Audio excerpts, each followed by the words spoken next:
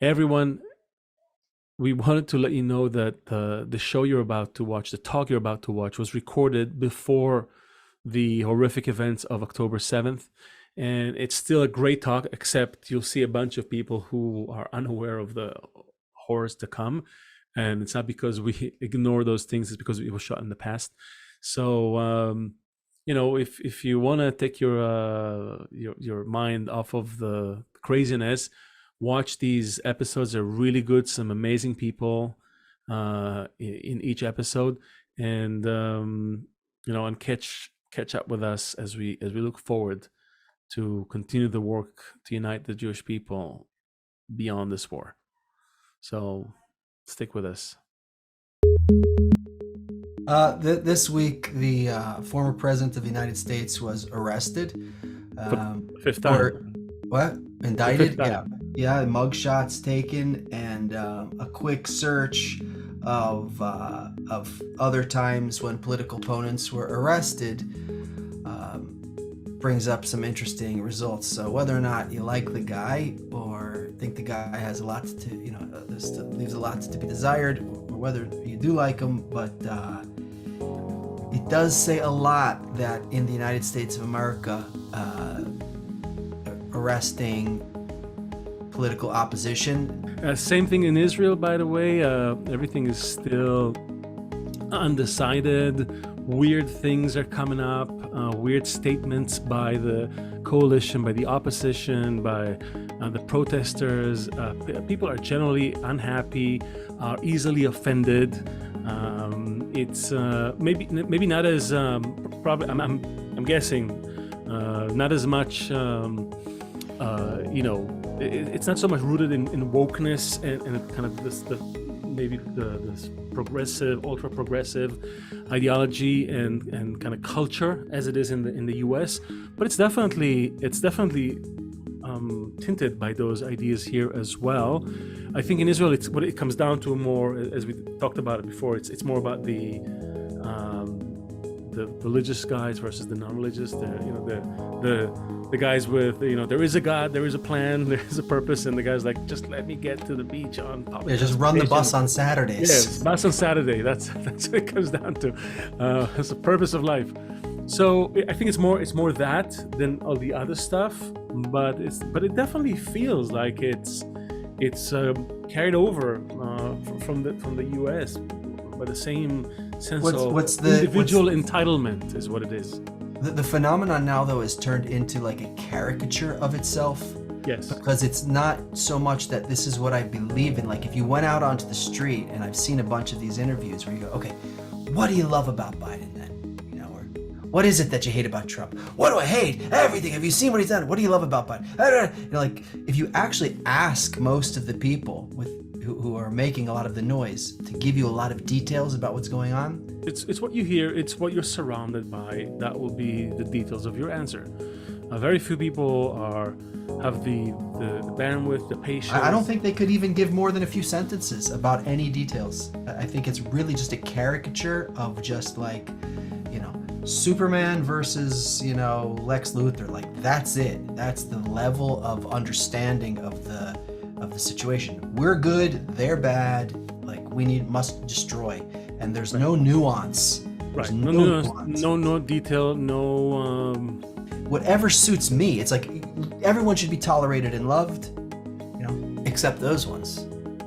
Of course. Right. So it's really it's just what I want. And that's what we see, and that's what we see also on Twitter, everywhere else. Usually people call for certain action, and they usually are guilty of that same action by themselves.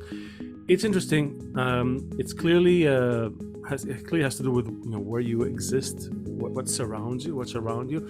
And our guest today is maybe an interesting example because he uprooted himself for one place in the country, in the U.S. I would say a very special kind of climate, political climate, cultural, social climate, and then moved to a whole other place with a whole other climate, right? So he moved from Georgia to Seattle. So a really huge change, and he had, I think he had a first-person experience of that extreme change, and how suddenly these cultural chambers we exist in, these mindsets, these climates, how they can really have a profound effect on your life and everything else. And we'll hear about that from him as well. And hopefully, with his experience and also his experience as someone covering global injustices for the past 15 years, maybe he can help us also look at our favorite problem, the problem with Jew hatred that doesn't seem to go away. We're not at a place of like critical thinking. I don't know if you can get through to somebody like that. Former member of the editorial board and columnist at the Seattle Times. I started engaging people on Twitter and saying, we wouldn't tolerate a Confederate statue. And he will tell us why he's a former member and not a current member. And then there were people who were saying, oh, you're a Nazi, you're a Holocaust denier. Then how can we have a conversation? A lot of death threats, which I'd received in the past, but this was many more. Even more and more and more and more. David Volodzko. David, please. The Jew saw them all, beat them all, and is now what he always was. All things are mortal but the Jew. All other forces pass, but he remains. What is the secret of his immortality? Hey, good morning. Thank you for having me. Seattle morning. Yes. Yes, sir. Yes, it is. So I wonder, well, just for people who maybe don't know your story, maybe you can tell us in brief what happened. Why are you a former member of something, even though I read some of the stuff you write. You're very knowledgeable pieces, very detailed things, very kind of broad covers of injustices around the world. What happened that you lost your job there at the Seattle Times?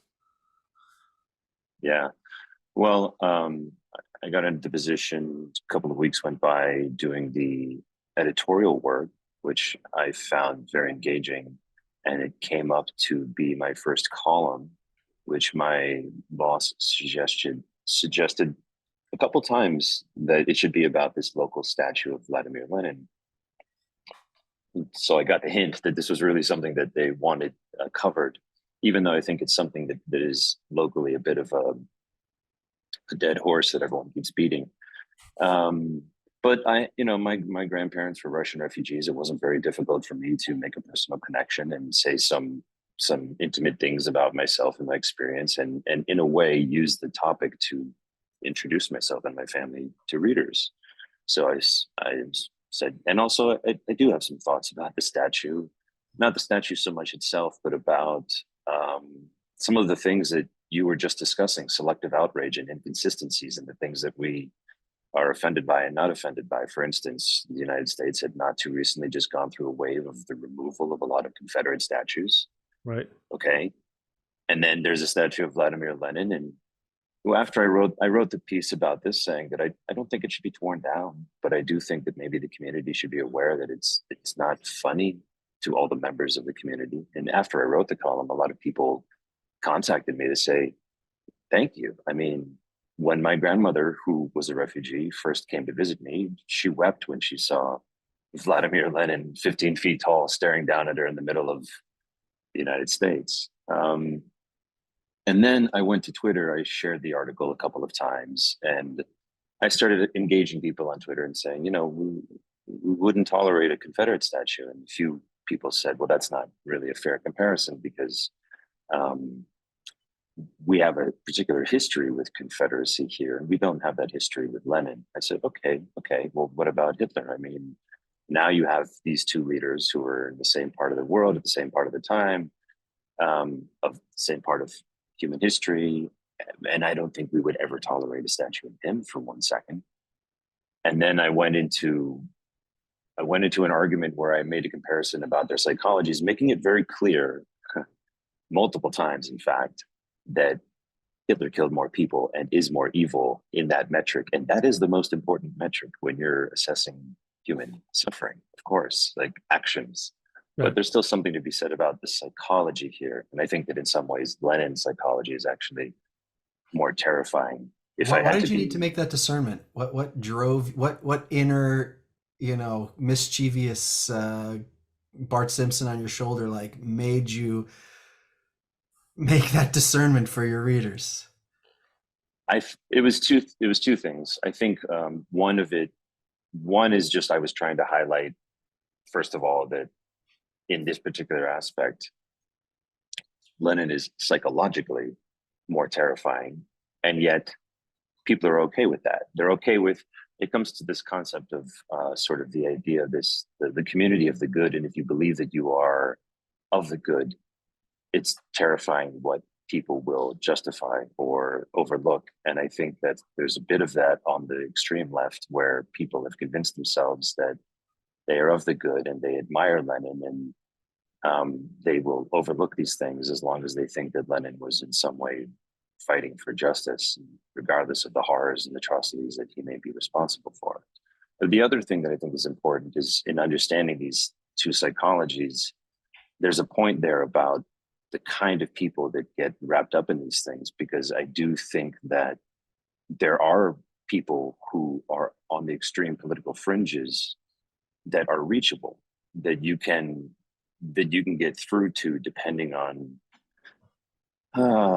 as warped as their and as immoral as their actions and beliefs may be. If they're still operating within some kind of a moral framework, you don't have to try to construct a moral framework for them to get through to them. And there's a lot of examples of this being successful. And I've spoken to some psychologists who actually specialize in this kind of thing, of like deprogramming extremists.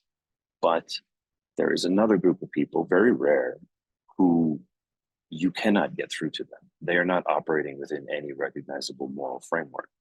And they're essentially what you might call like a type 1 psychopath, or a primary psychopath, a born psychopath. And they tend to understand that what they're doing is hurting, is we would consider immoral, is that they're not aligned with the good. They don't particularly care. This is sort of like a Hannibal Lecter, if you will. Like, you can't sit down with Hannibal Lecter and convince him that what you're doing here is really bad. He would say, "Yeah, I know. I'm okay with that." So who I are don't these care. people you're talking? Who are these people? Well, in my argument, I think based on the historical evidence, I think Lenin is arguably was a primary psychopath. I think he understood, and in fact, in some areas, he even talked about his awareness of the humanity and the innocence of his victims, and it didn't bother him. He wasn't particularly bothered by the innocence of his victims. Whereas when you look at if you look at Hitler, for instance, or other Was his leaders, goal noble though? I think he thought it was. He thought essentially it was that old thing about, if you're going to make an omelet, you got to break some eggs. Like, yes, they're humans and they're innocent. They've done nothing wrong, but they're standing in the way of a project that is for the betterment of mankind. I think that's probably the way that he would think about it. And so we have to get them out of the way. But he was quite intelligent and quite aware of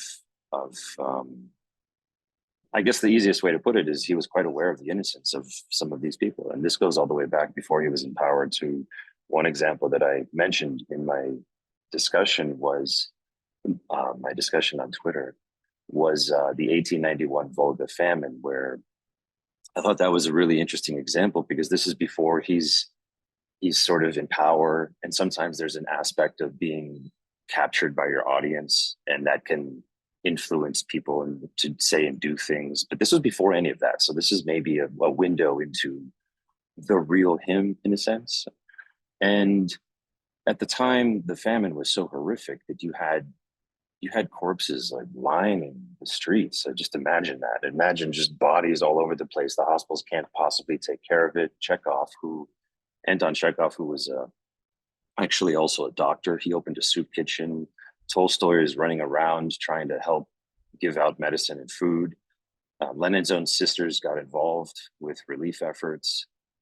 And Lenin is running around spreading disinformation about the relief efforts. If we relate this to current events and we think about the COVID pandemic, for instance, there are certainly people who who were running around protesting the vaccines and saying, this is dangerous, this is actually going to hurt you, don't do this, and saying things that other people might consider disinformation. But they were doing it because they truly believed that the vaccines were going to hurt people. They were operating, they believed, in the benefit of the good to help these people. Like, this vaccine is going to hurt you, right? Lenin was essentially, he didn't think that the relief efforts were hurting people. He wanted as many people to die as possible. People who he knew had done nothing wrong. He was spreading disinformation about the relief efforts because he wanted lots and lots of people to die.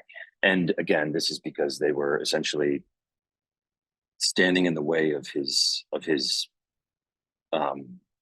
he believed that if enough people died of all different stripes and colors, all different groups and regions and classes and everything, if enough of them all just died, then maybe Russia as it existed would break, and there would be a space for the creation of a new Russia.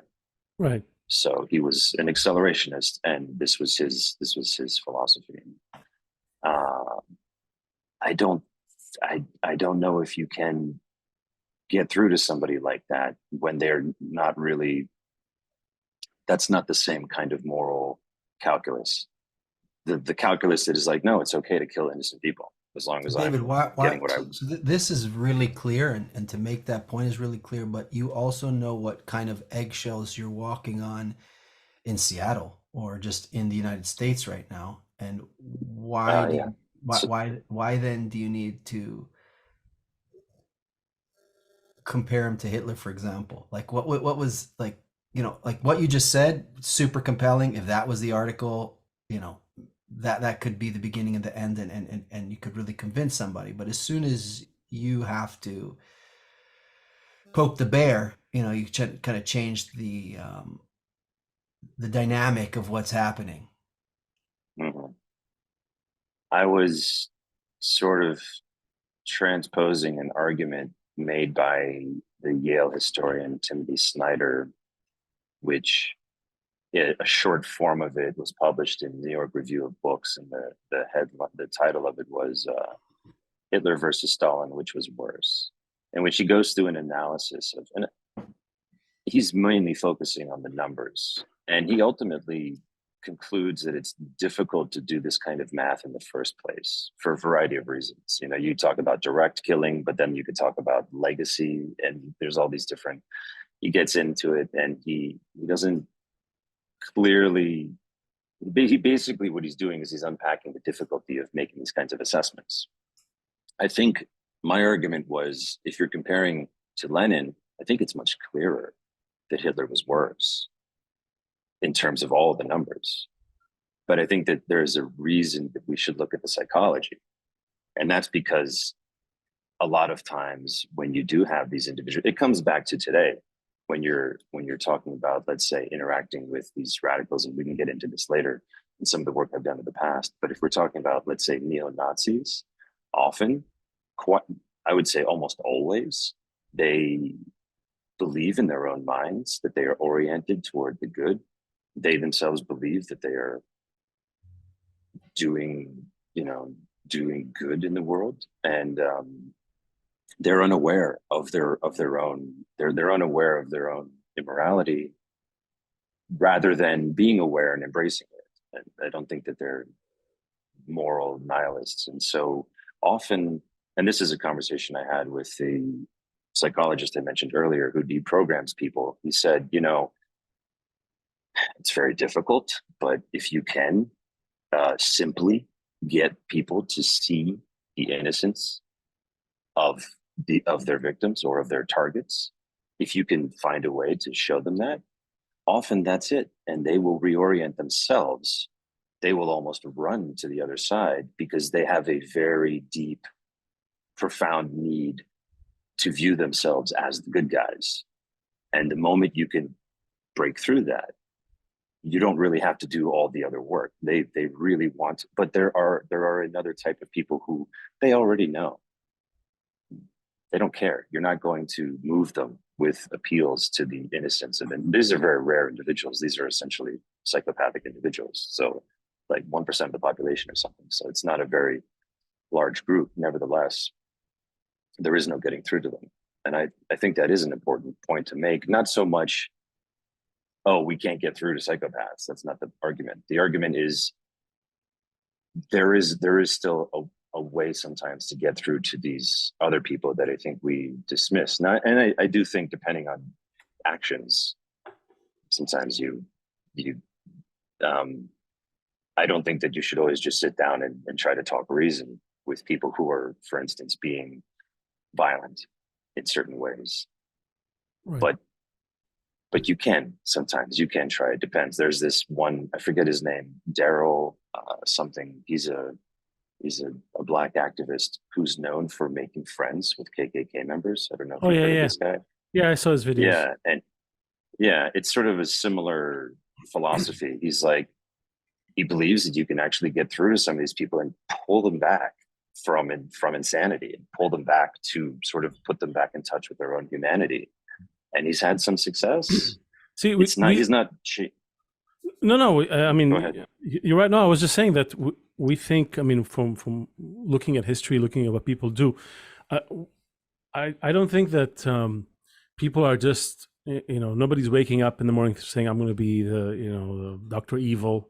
Even those, that 1% of a population who should be locked up or whatever, even they have their own system of justifications to kind of given the motivation to do what they do. I mean, somehow it fulfills something in them, and they don't think, oh, I'm going to go be extra evil today. I think it's a caricature of humanity. And in the same way, I think those other groups of people, they're not walking around thinking, oh, we're insane. They think that they do believe that are trying to do something good. It's just that maybe the way by which it goes about ends up being harmful to others. But they really think that they're taking the best way, the fastest way to correct something. And in this case, it may involve a little bit of violence or this or that. But it's almost part of a bigger scheme. They're not just there for, oh, we're the crazies. That's not how it works. Everybody wants to do good in their own way. And we've spoken here on this show to many people who are either labeled as white nationalists or neo-Nazis or whatever the label is. And they are, a lot of them are trying to figure it out. They may not have the best tools, best education, but they're trying. So I guess the question is there, and maybe you can even help us kind of put the definition on, is there a definition for good that we can at least say, okay, we're aspiring to that? Let's start, let's reverse engineer. Let's start from the end goal. As we say, the end of the action should be in the initial thought, right? So let's start with the end goal. Is there a good that we should all aspire to? Maybe that would be an easier conversation to have, because I don't feel like it's happening right now. Not in the US, not in Israel. It's, as we said, it's very individual, very much narrow interests, right? What's good for me. Is there an objective good, a greater good? Very quickly, can I just go back to one thing and then come back to this? Sure. I don't know if I fully satisfied the question, because part of it was why did you poke the bear? And I do think, I've had that question from others. Is like, well, didn't you suspect you were kicking a hornet's nest? I mean, didn't you know? And I guess the answer is sort of, in the sense that, so I covered North Korea and China for years, and I've also written about neo-Nazism. And so I've had tankies, militant communists, for those who are not familiar with the term, and neo-Nazis come after me and do similar things as what happened in this case. And so I was kind of used to it. You ignore it, you brush it off. It's not something you're supposed to pay attention to, and you're certainly not supposed to engage them on Twitter and sort of get into an argument on Twitter with neo-Nazis who are not looking for a good faith discussion. Right. So when this happened, I was like, yes, of course. So I'm looking at their accounts. They're all Leninists, or at least they say that they are. I'm like, of course, this is nothing new. This is in what Seattle? was different. There's a group of Leninists in Seattle. Yes. Yes, in fact, I Okay. wouldn't have. I don't know if I would have taken it seriously myself. I've seen the parade. I've seen them handing out flyers in front of the statue. I was even recently asked to leave a bar after the bartender informed me that he was a communist and he had read my column and that he thought it was very disrespectful to Lenin. And I couldn't You should have believe. asked him for a free beer, a free communist free beer before you left. Yeah. But so I was like, okay, yeah, they're getting mad. Of course they are. I mean, but what blew my mind was that, you know, in some of my old positions, like none of my employers would have cared if I came to them and said, hey, there's some neo-Nazis on Twitter and they're attacking me. Like, who cares? Why are you telling me this? What was different this time was that they did care. That was the difference. So up until a certain, and a lot of death threats, which I'd received in the past, but this was many more. So those two things that was the difference. So I kind of knew I was kicking the hornet's nest, but I was like, So you got death threats from whatever. people who support Lenin, not from people. I was thinking it was from the other side of people who saying, "How could you say Hitler's not so bad?" No, these are from Leninists, or at least, you know, So, that's what no, their account says. I mean, who were saying, "No, our guy was worse than Hitler. How dare you say that Hitler was worse than our guy?" Or in general, how saying dare you criticize him? how dare you criticize Lenin? How dare you criticize Lenin? Or so there was those people. Lenin was a hero. He was fantastic. You don't know anything about Lenin.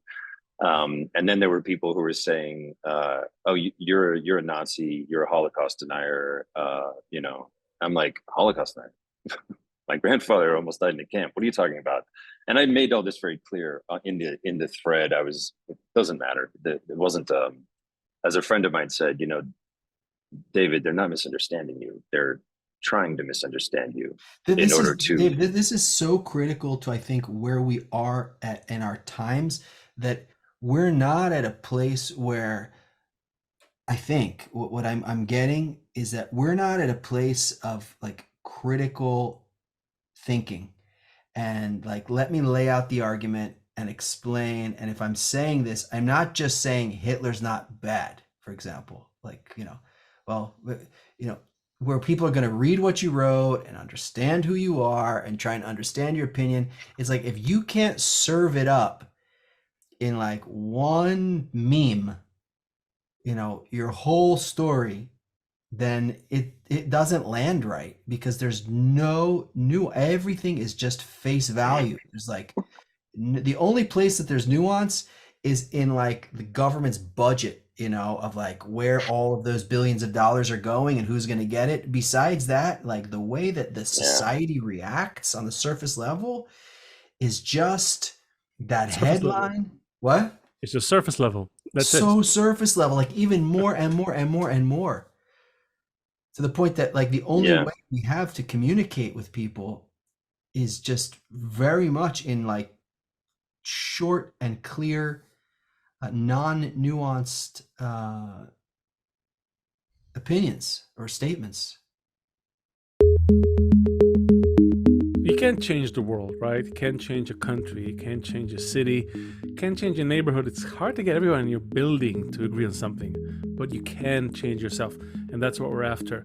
Little changes that will grow to a critical mass. What we're saying also is that we Jews, we've had it.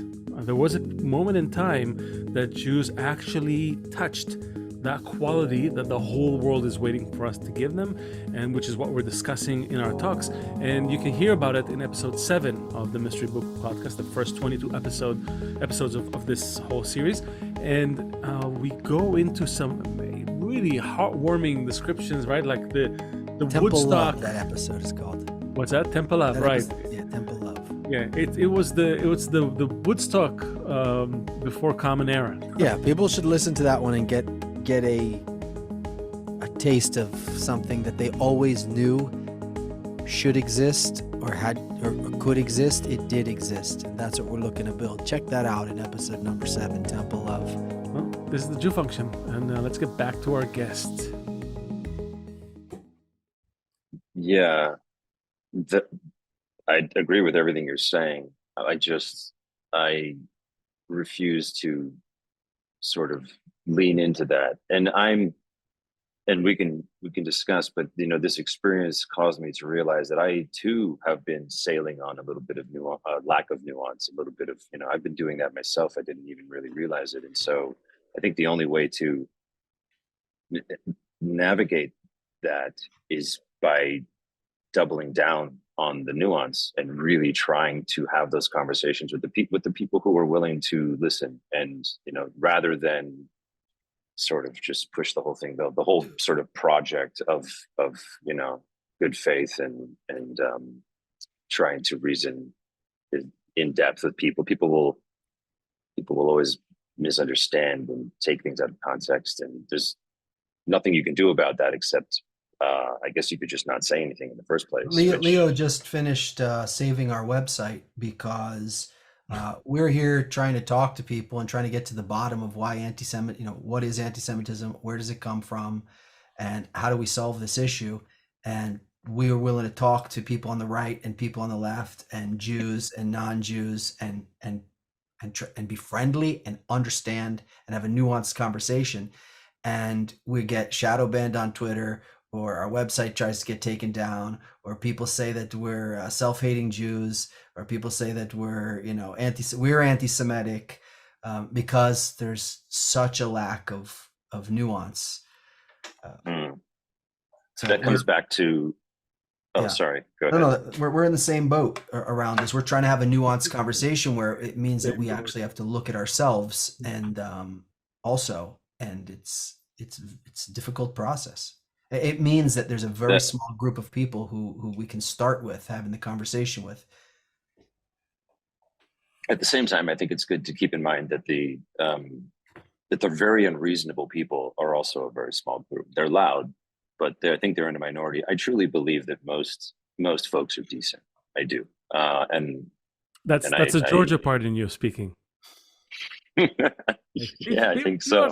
Yeah, no, I've been there a couple of times, and it's like this warmness compared to as you go further up north, it's more suspicious and standoffish, but in the south, it's more. No, you're very right. I mean, if you say something that people first of all, people don't usually take offense, and actually maybe they should take a little more offense at certain things that they let slide, but if you do say something that people take offense, they kind of cock their head a little bit and be like, what do you mean by that? And they'll give you another shot. And if you can sort of explain yourself, they're like, okay. And I find that here, it's just, oh, you're evil. Okay. Meaning you were in Georgia on the East Coast, Southeast, and now you're in the Northwest in Seattle. Yeah. Right. And here it's much more just, it's like snap judgments and no nuance. And coming to come back to this idea you asked, what is, to define the good, I think one thing fundamental is a lack of coercion. I think that's something that people can at least check them. It's very hard to ask yourself, am I good? Because everyone's going to say, I'm good. Of course I'm good. Yeah. Okay. How about this? Are you coercing anybody? Are you forcing? Are you causing harm? Even if it's in the name of good or whatever, because if we can, that's an easy sort of edit we can make of ourselves, even with our unconscious biases. We can sort of be like, yes, I am sort of, applying force or doing this or that, but it's because it's in the name of good. I think that's one way that we can have some insight. And then another one that I would say is this project that you express that you're a part of and that I believe in, of engagement, good faith, civil discourse, trying to have that conversation. I think that's part of it too. I think that's a really important part of sort of connecting with the humanity and others, because our humanity is something that we sustain by choice and by connecting with each other. It's not this given. And I think the moment you just start otherizing people, and that connects into anti-Semitism, but once you start otherizing people, you not only deny them their humanity, you deny yourself your own humanity. And so that's the breakdown. That's where things really get ugly. Well, the thing is that we found out, and I think there was a great I think it was a philosopher and apologist, Levi Strauss. He said that people are not naturally just evolutionarily evolved to have their group and then all the others, because you are more likely to succeed, to survive, to thrive in your group. That's just common biological sense. So oftentimes, I feel like we're not acknowledging our nature, our biological nature, understanding why we respond to things the way we respond, why I need to reinforce my group, and it sometimes may come off as being at the expense of other groups. But if we as humans can talk about it, we're not animals, we can actually talk about it, and we will find out that we can form greater and greater groups and feel like we're part of something greater, and we're just not bothering doing it. We're just letting that animalistic nature take over almost exclusively, which is exactly why I find that I love your definition of this no coercion, because it kind of is that first tenet in Jewish thought. It's like, first is don't do to others what you don't like done to you, and then you can talk about also loving, right, which is like the higher level of existence. But first, just, and I feel like right now everybody's just they're saying to others what what they don't like to be said to them. They're doing to others, they're judging others, they're threatening others with the same threats that they like. It's this weird psychological unraveling. Go ahead, David. You look like you were loading up.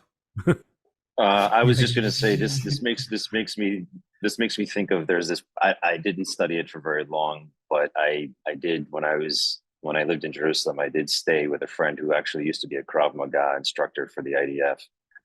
The small guy, actually, but you wouldn't want to tussle with him for obvious reasons.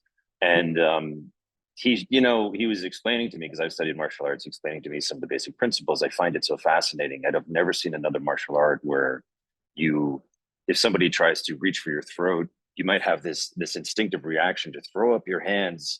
And a lot of martial arts will say, no, you shouldn't do that. You should actually like keep your hands down and like go into a guard and do something like this. And Krav Maga is like, no, go with that, because that is going to be your fastest, most instinctive response. There's nothing that's going to be more powerful or quicker. And then once your hands are up, maybe you go into something else, but like use that. And I think that we can have, there's a metaphor there for the way that we otherize, and rather than try to deny this deeply built-in evolutionary part of ourselves, we can try to reorient it in ways that are actually constructive. So this in-group, out-group thinking, I don't know if we're ever going to get past that, but I think that there are ways that we can reframe it. So, in every sci-fi movie, there, when an alien arrives, like all of humanity is together, because the in-group, out-group paradigm has shifted, and we're now united. And there's other ways of shifting that we don't have to be like, oh, we should overcome our own human nature. I don't know if that's the solution. That we won't get away from those animalistic things, and we shouldn't. We should understand them. We can vehicularize them. We can use them to sort of like drive the. We want to go in this direction, not that direction, but we can maybe use some of these instincts to drive us in that direction, rather than, because the same thing that causes racism is the thing that allows for that kind of humanistic unity that, for instance, you see in these science fiction movies, right? If we have another threat, or it doesn't have to be a threat, but if we have this other way of framing this in-group, out-group thinking, man versus nature, maybe our desire, maybe we could somehow reorient with our desire to explore the stars, and maybe like a good alien attack would like unite humanity. Right? Yeah, no. We talked about it before. But like, we just need like a really good alien attack, and then we would, It's a silly example, but you get the point, that like I think we can capitalize off these things that we can't get away from, rather than trying to convince ourselves that we can get away from them. I don't know if we can.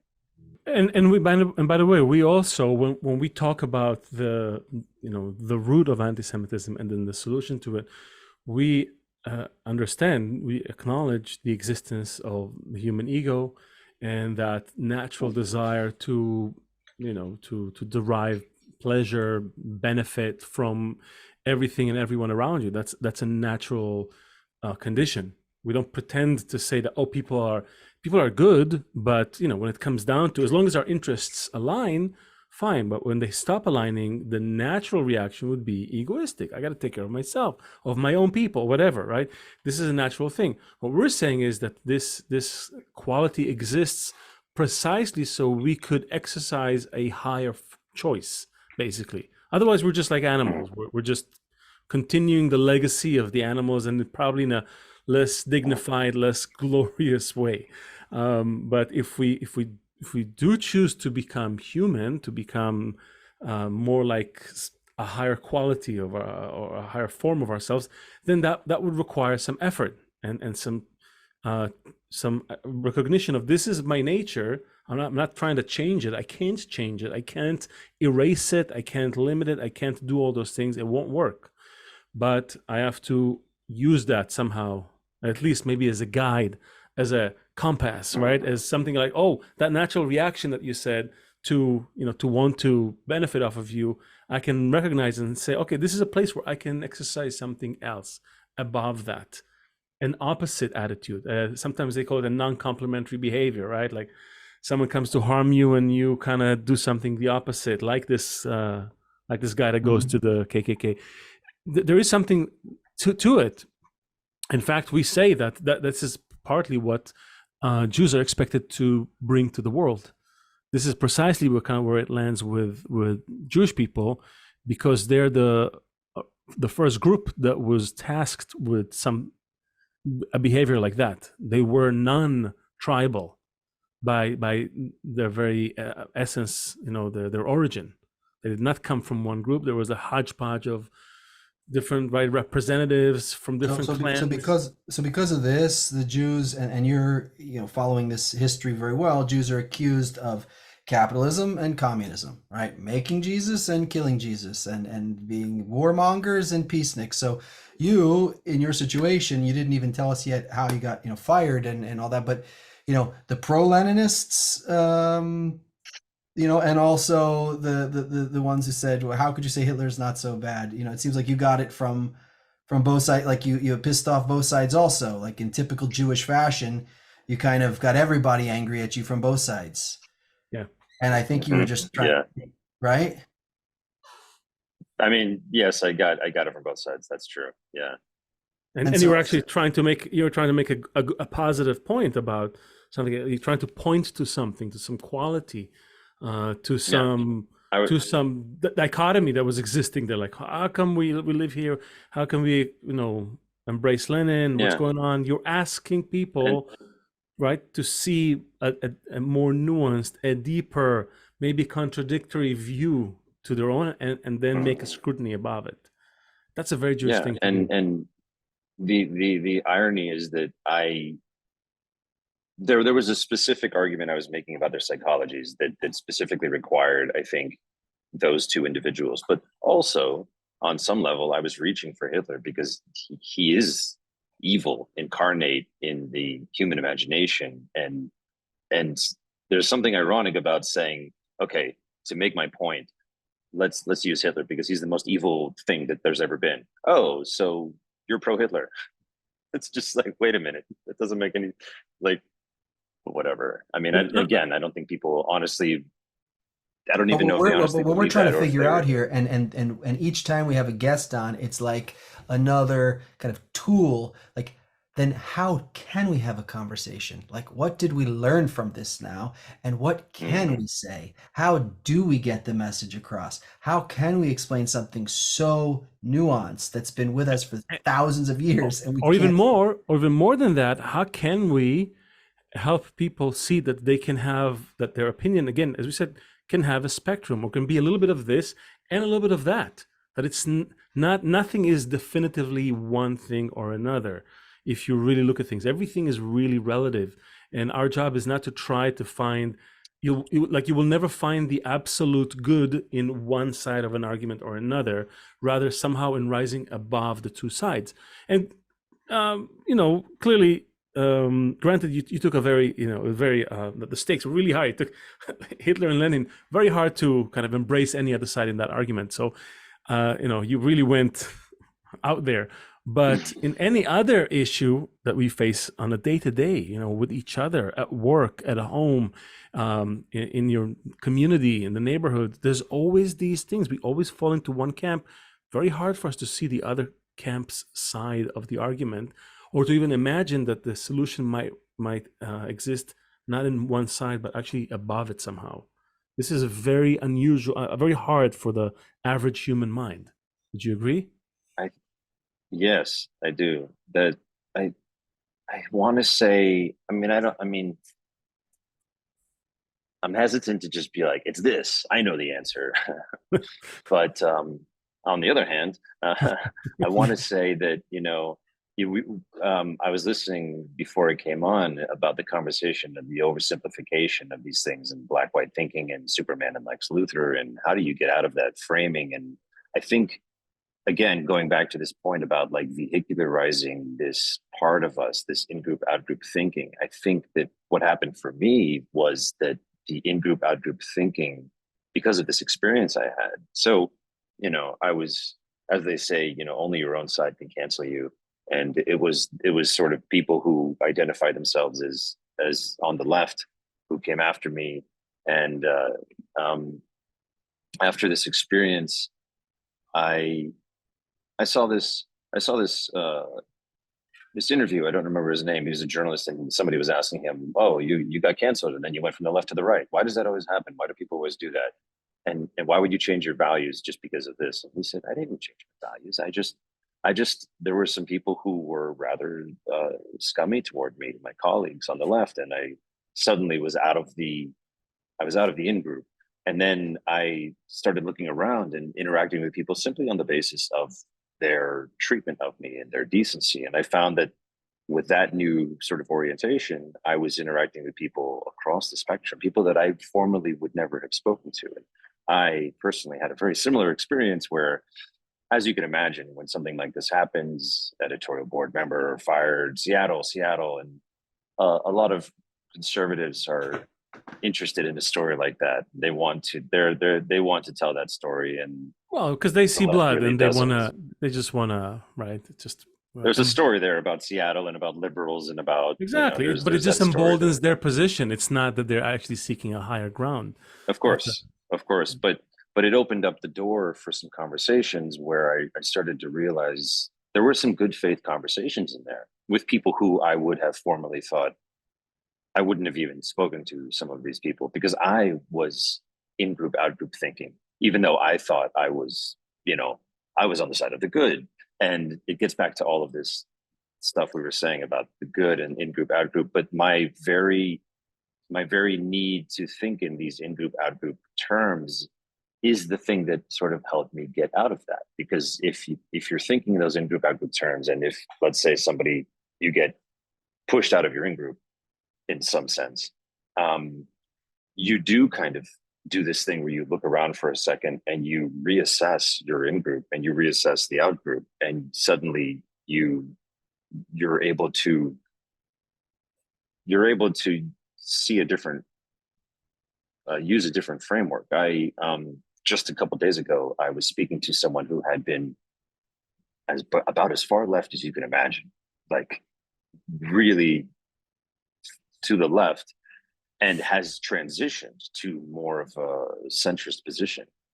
And we were both sort of communing on this shared experience that we had of being on the left and thinking, for instance, you meet someone and they're like, "Oh yeah, I voted for Trump twice," and just a list of stereotypes run through your mind before you even say hello. You're like, "Oh yeah, okay, you did, right?" And I know what kind of person you are.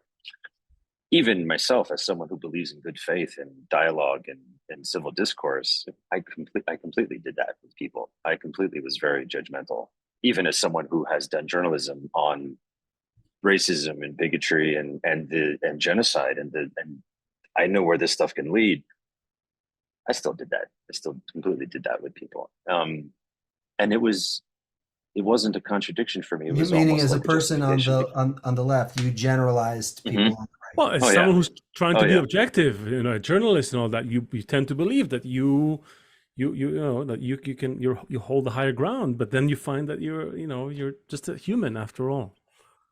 hmm And you, I was in the community of the good. I was a good yeah. guy. So it was when I judged the MAGA crowd, I mean, it's because they're the bad guys and I'm the good guy. I don't think anyone else is doing what we're doing, and True.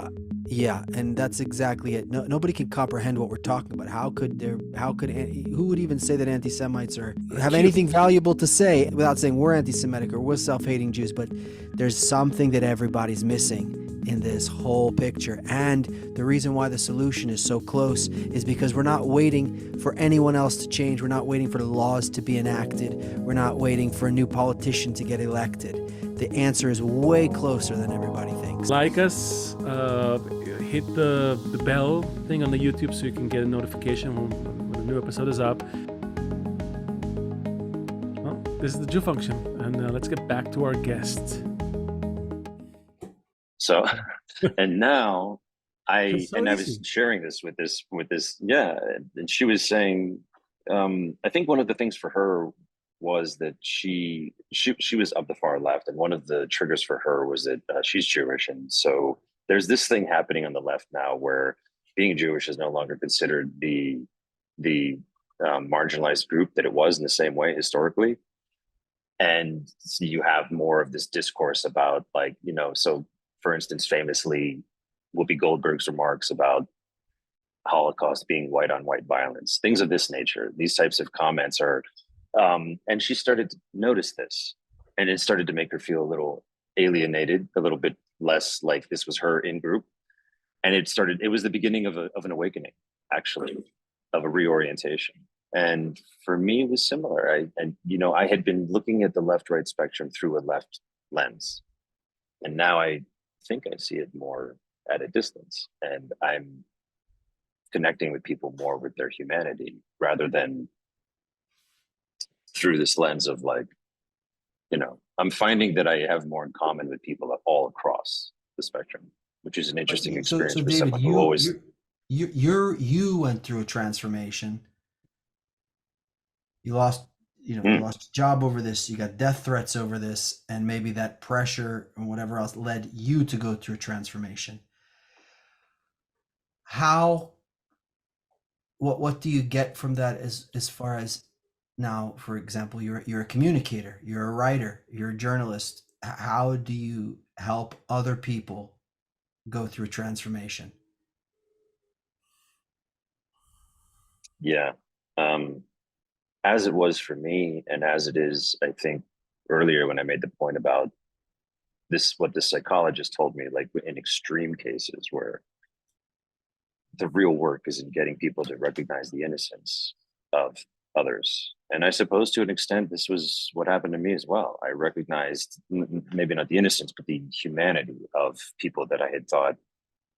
Our problem is, Um, though, people say that the Jews have been kicked, it's empirical that the Jews have been kicked out of, hundreds of countries over thousands of years. So these people are just, inherently bad. There is no good in these people, and something needs to be done about them, right? It's not like I have an opinion today or I have an opinion that's 200 years old. People are saying this is thousands of years. There must be something wrong with these people. Every country they go to, they kick them out. So Eventually. do you get people to see the innocence of those people that the whole world agrees are rotten?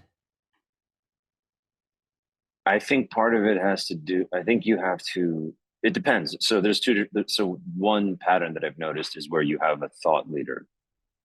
And in situations where you have a thought leader, I think it is important to try to chip away at the authority of the thought leader to a degree. And not directly because people's defenses will go up, but maybe just um, by asking questions, sort of leading the witness. Oh, why did you first, what first inspired you to like this person? What are the things that you like most about them? You were mentioning this, and before I came on, I was listening about, you could ask people, do they really have the details? Well, that's the point, because you could maybe get them to start to think about the details. And maybe if they think more about the details, they might start to realize things that they hadn't thought about before. So maybe you could sort of lead them like, oh, so then why, and why did you vote for him twice? What was it the second time? Nothing had changed for you. And often, most of the time, you probably won't get anywhere because they're just going to, they're going to go right into their script. But I do think this is part of the way that you do get there, is maybe by getting people to think themselves, because to some degree they've switched that off, and you're not like trying to come in as if it's like a college debate and say, no, he's wrong because of this reason and this reason. That doesn't work.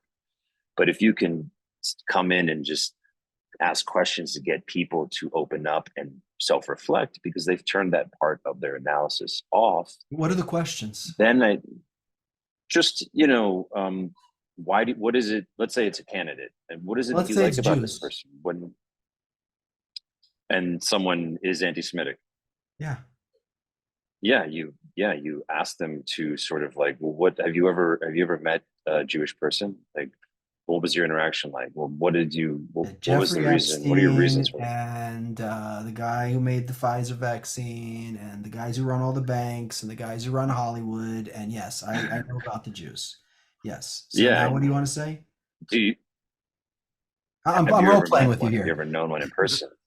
No, yeah, of course. But have you ever known one in person? Have you ever met one? I mean, I think, what was it?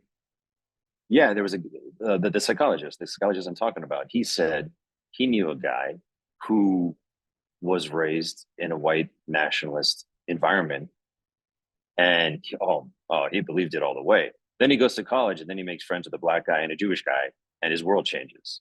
Right. Like, have you ever met a Jewish person? Have you ever known a Jewish person? I mean, yeah, Epstein, whatever. Like, okay, talk about these people who are basically abstractions for these individuals, but for to like lock their ideologies onto. But I've met racists who will say racist things, but when I shift the discourse to, okay, have you ever met, let's say they're anti-black racists, have you ever met a black person? Yeah. How do you know him? Oh, well, my wife hangs. Okay, what do you think about him? Yeah, he's a pretty good guy.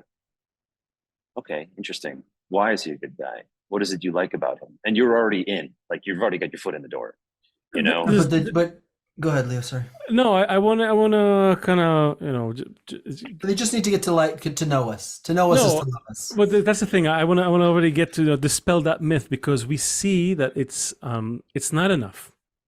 It may be good for certain things, as you say, to move someone from this kind of abstraction of the Jews and what they are and all that into something more personal. I'm a human, you're a human, let's talk. But what we see is that it's not enough. We've had on this show a few people who are self-labeled, and not only self-labeled, also labeled by others as extremely vocal against Jews, against on anti-Semitism and all that.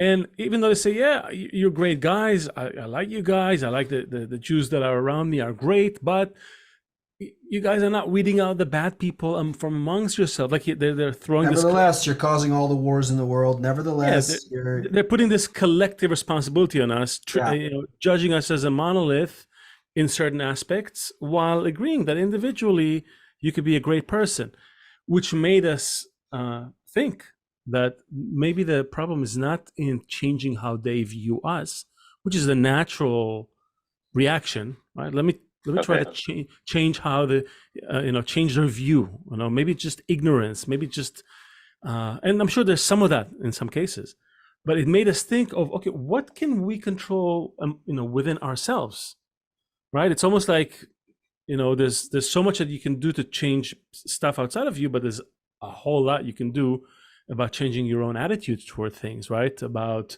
bringing yourself, taking yourself out of a state of victimhood, for example. That's all on you. You have to do it, right? You can't.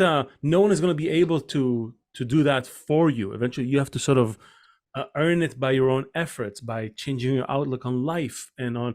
I'm not a victim. And this, by the way, this is part of the conversation in the U.S. today about this people falling into kind of this sense of entitlement because of their perceived victimhood and all that. And we're saying, no, it's all about how you perceive yourself, how you carry yourself, what you bring into this and all, right? It's that kind of empowering conversation. And we said, same thing. Let us Jews look at ourselves through this lens as well, not as these victims that have to sue people and admonish people for saying things about us, or teaching people a lesson, or showing a list of our achievements. Come on, everybody knows there's this tiny group of people contributed so much to humanity. It's not about that.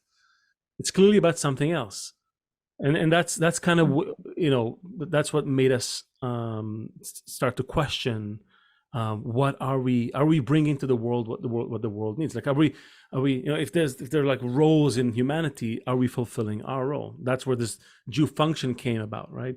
This function that when you see that at work, when you see this function actually functioning in a Jewish family or in a Jewish community or in a Jewish endeavor, that ability to rise above differences, bring together opposing sides and connect them somehow, get a network going. This is not a joke that these people are sitting there, in social media or banks or entertainment, because these are essentially networks. They're really complex networks. And who's really good at doing that? Jewish people. So what we're saying is, why don't we carry that all the way through this particular function? Really try to do it amongst ourselves. Let's be an example. Let's not fall into this divide, into this in-group, out-group, into, liberals, progressive, conservative. Let's not do that game, because that game is the natural game. Let's find a role, a position that's above the natural game, above the instinctual, biological, animalistic game. So you're maybe not instead of trying to reason with these individuals, but alongside that, thrive in this sense, and thrive to a point where you're saying, like, just be really good at what we're good at doing, to the point that, and not think of ourselves as in the way that maybe they want us to think of ourselves, and rise above to maybe to a place where we won't be so vulnerable. Is that the argument? Not only not be vulnerable, but also be an example and be facilitators of that.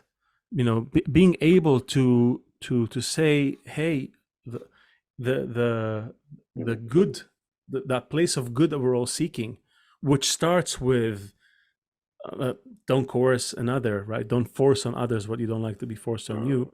It starts there, but it ends at a much higher place, where somehow we're connecting above these natural poles, that natural polarity that exists. That's the natural state of affairs. We want to rise above that. That's something that we're able to do. We did it as a nation several times. We did it throughout our history. We're always a combination, a group that combines all these differences. And we're somehow made it work in Israel. It's about to fall apart, but maybe if we can make it work again now, we can again show that again to humanity. And again, this is not just a hypothesis that Seth and I share. It's like you start to open the books. Every Jewish sage is talking about that. It's like it's hidden under everything that was ever written. And history shows that when we did that, to some extent, we were protected. And when we stopped doing that, immediately they closed in on us, expelled us, butchered us, whatever. And network science shows that there's someone needs to be the hub in the network. So we're saying, let's use those qualities, but not just intellectually. Let's live them. There's a when you say live them, you mean like the goodness, like the decency, for lack of a better word. Is that what you mean? I mean a living experience of loving the other as you love yourself. That's what I mean. Yes, as you said, alongside the reasoning and the building the bridges and all that other stuff, but really internally, and start with the people. Start between us. Start with people David, who. were there any people who reached out to you and said, I support you, I am nuanced, I am a nuanced reader, I understand that this is a complicated Oh yeah. Oh yeah. okay, and what are the qualities of Very those many, people? What can you and a lot categorize of journalists. Um, I, I want to just say good faith. I mean, they even some of them. There were a few who had not even seen the thread. They were taking that one. There was one tweet where I made a comparison, and they only saw that, so it was out of context, and they still read it in good faith, and they didn't jump to conclusions. I think there's a maybe you can teach this, maybe this is something you can spread by example, but I think that it's sort of for some people it might just be a temperament, a So we personality need to trait. we discovered, sometimes I talk about these things, and my father historically has said to me, like, my whole life, what are you going to do about the axe murderer, what are you going to do about, like, about the psychopath, the true psychopath, he said. And finally, we realized we're not dealing with them right now. We're dealing with the small amount of people who are willing to have this conversation. That's who we're starting with. We're starting with this small group.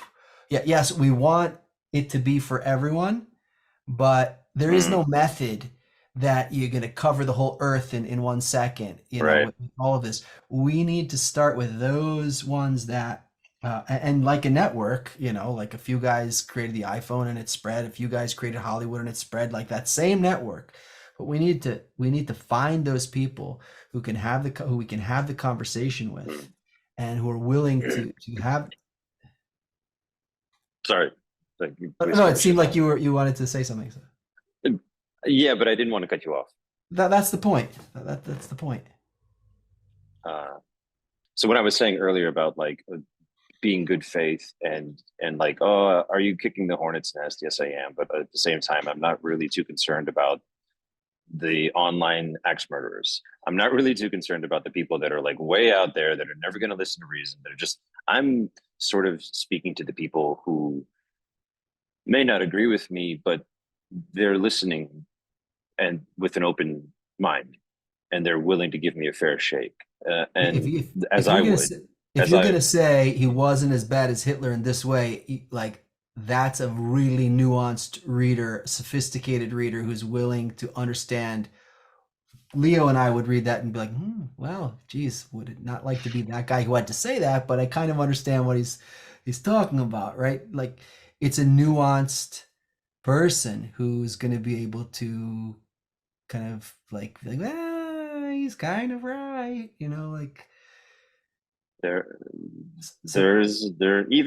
when people don't have to agree with me, but there were people who reached out to me who I found them to be very warm and good faith. Good faith doesn't mean agreement, and so there were people who reached out and they're like, yeah, I don't really know if I agree with what you said, but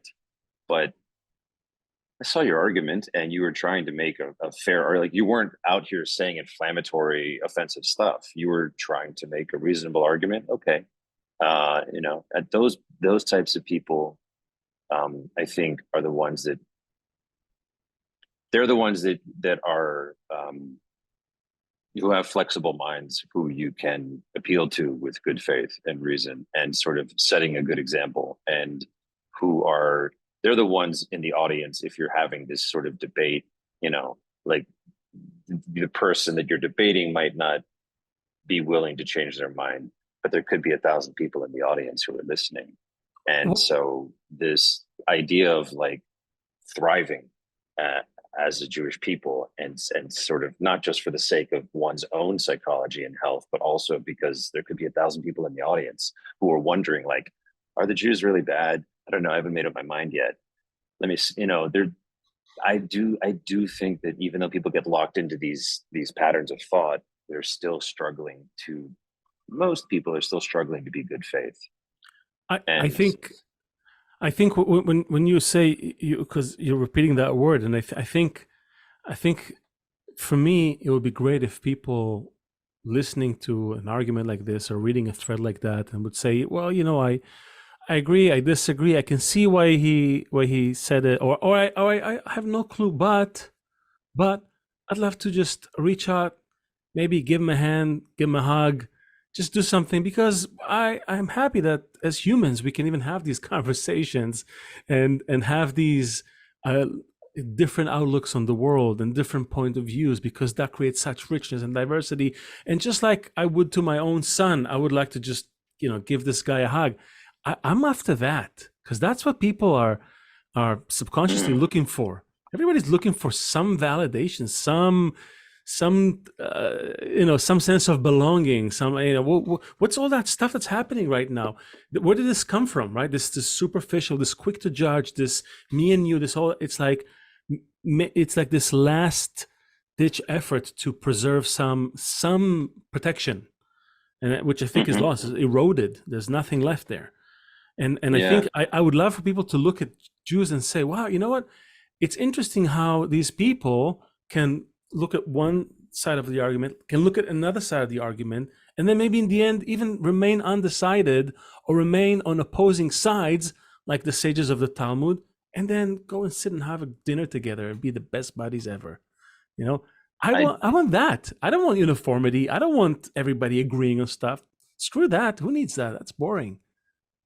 I agree with you. I do think you don't have to agree, and you can kill them with kindness. And I experienced this myself. I had people reach out to me,